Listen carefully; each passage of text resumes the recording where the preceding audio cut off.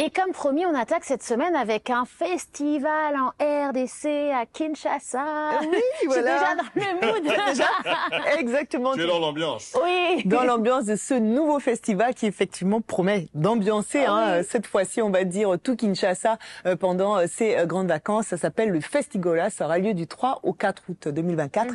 Et comme la fin du nom le dit, Gola, Ferigola.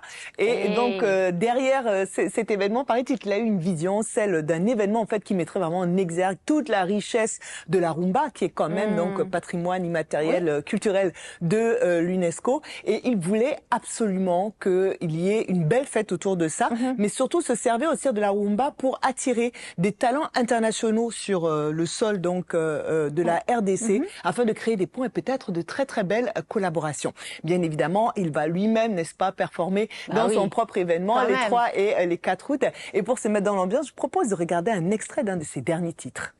Allez, aquí fuelele, aquí fuelele, aquí fuelele, aquí fuelele. Stéphane, les cerveaux d'État. Ok. Aquí fuelele, aquí fuelele, 60 ans de mariage, papa de chance, ça s'est fait. Roi, 12, les patrons du Mali. 60 ans de mariage. Bon, mais c'est festif et je vois que cette ambiance. Bon, il faut quand même écouter le texte. Quand ils disent 60 ans de mariage, ça nous emmène à l'histoire. Mais bon, nous n'étions pas là pour ça. L'histoire, comme le stade s'appelle Tata Raphaël. Oui, ben justement, j'arrive là. Donc voilà. Et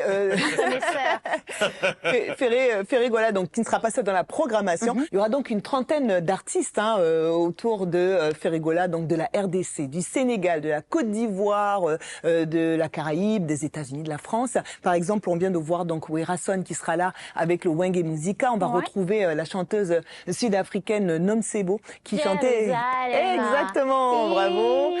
Et également donc la Kenyane Victoria Kimani. Bref, beaucoup d'artistes, mais surtout un lieu emblématique. Tout à l'heure, Goz l'a souligné, n'est-ce pas, le stade Tata Raphaël, qui est un lieu hautement historique parce que c'est là-bas qu'a eu lieu le Rumble in the Jungle. C'est en 1974, ce fameux combat entre Mohamed Ali et George Foreman. Donc un lieu qui est vraiment chargé, on va dire, d'histoire. Et tout le monde oublie le grand concert qu'il y a eu avant le combat. Alors, je parlais en off, on parlait de ça, des artistes qui s'étaient rendus là-bas. Moya Makeba, le papa de Youssoufa, Taboulaï Rochefort, James Brown. J'ai fait exprès de dire le papa.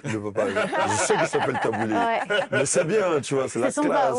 Manu Dibango qui était également là. Et c'était énormément, huge, c'était James énorme. Brown, tout à fait. À Kinshasa, en RDC. Voilà, donc on pourra peut-être ressentir toutes ces belles vibes pendant ce festival qui se vaut, attention, très populaire. Donc les tarifs seront vraiment abordables. Super. Ça va être retransmis donc en streaming. Il paraît que Ferigola est vraiment aux manettes là, c'est-à-dire qu'il s'implique, il est investi dans cette mission-là, et autour de ça aussi, il n'a quand même pas oublié que bien évidemment il y a un côté gastronomique très important, mais également que c'est l'occasion de mettre de la lumière aussi sur les danses traditionnelles, également sur la littérature et la poésie congolaise. Donc bon, ça c'est quand même intéressant de voir comment est-ce qu'il va mettre tout ça dans son village du festival, et il y aura même une exposition d'art contemporain et d'objets artisanaux et de masques de là-bas, Florelle. L'identité et le patrimoine culturel qui est valorisé. Voilà, donc on attend avec hâte cette première édition du 3 au 4 août à Kinshasa.